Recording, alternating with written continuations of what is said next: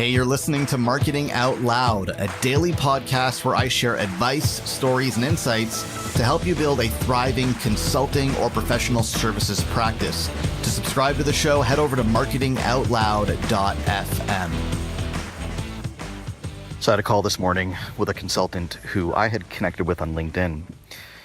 And we'd connected very recently, and we'd shared a few messages back and forth in LinkedIn Messenger. And it was apparent to me that there was a problem. He was pretty early in the journey, just kind of getting his consulting business off the ground. And I offered to get on a call to give him some advice. So we hopped on a call today, and from the very first minute, he was so guarded. He was like stone cold. One-word answers, very, very cold, very, very matter of fact, and just not really engaging with me in any kind of meaningful way.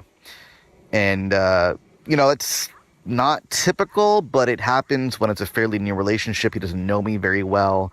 He hasn't been following much of my content for very long. Probably watched a couple of videos before we actually talked, but we're fairly new to each other. So he didn't really know what to make of me.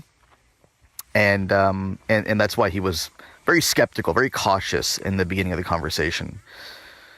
So I kept poking, I kept prodding, I kept asking questions. And, really what I'm trying to do here is not make a sale by any means. I'm trying to get this guy to open up, because unless we can have a meaningful conversation about where he's at and where he wants to be, the sale isn't even on the radar, right? Him becoming a client is not even on the table. We've got to open things up and have a real conversation here. So my first challenge is, how do I get him to have that real conversation? And so I'm poking and I'm prodding, and over the course of the conversation, he starts opening up a little bit more and a little bit more and a little bit more.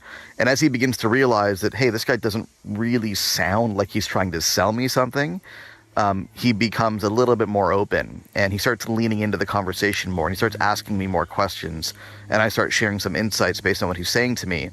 And by the end of it, he said, the thing that I'm most afraid about when it comes to selling my consulting services is I don't want to come across as some kind of pushy, sleazy salesperson. I don't want to reach out to people and have them think that, oh, this guy's just trying to sell me something. And when I connected with you, that was my initial reaction. Oh, this guy's going to try to sell me something. And then we had that conversation on LinkedIn, and you weren't really pitching anything. You were having a real, natural conversation. So I was interested, but still very skeptical, still very cautious. And then you offered to help me, for free to get on the phone. And I was surprised to hear that, but still very skeptical, still very cautious. Then we got on the phone, and I was just waiting. I was waiting for the pitch. I was waiting for the sell. And I was very guarded, very skeptical. But you didn't sell me. You just kept helping me. You kept asking me smart questions, and you kept sharing ideas and perspectives that were useful to me. And I found it incredibly valuable. But the thing that I found the most valuable from this conversation, apart from all the things that you've helped me understand and how you've shifted my perspective, is that I've seen you model how I can have a powerful conversation with a prospect that doesn't need to feel salesy, that doesn't result in them feeling like they're being sold to, but builds trust and credibility. And I can already see myself now coming back to you when I'm good and ready to become one of your clients. So good conversation, and not because he became a client, because he didn't become a client. And I don't know if he will, and that's not the point. Good conversation because we got him to a place in the end where he had his breakthrough. The breakthrough that he needed to have was that he doesn't have to feel salesy. He doesn't have to be pushy. He doesn't have to be perceived as some kind of a sleazy salesperson when he engages and reaches out to prospects and has a conversation. He can make it feel very, very natural. And he learned something from the way I had my conversation with him about how to do that. But the thing I want you to learn from this experience is that until you have a meaningful conversation, there's no opportunity.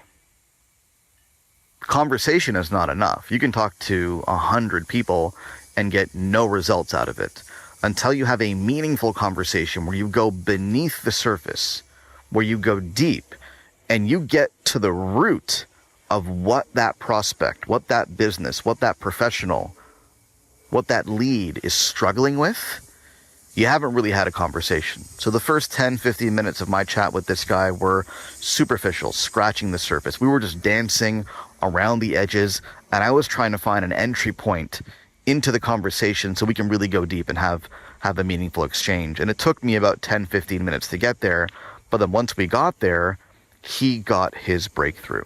And what I told him was, look, I'm not going to pitch you, because I know that if we have a meaningful conversation today and you want to work with me, you're going to ask me how that works. But I also know if I have 4 or 5 conversations like this with people like you, one of them is going to buy immediately. And probably a couple of more of them are going to buy eventually.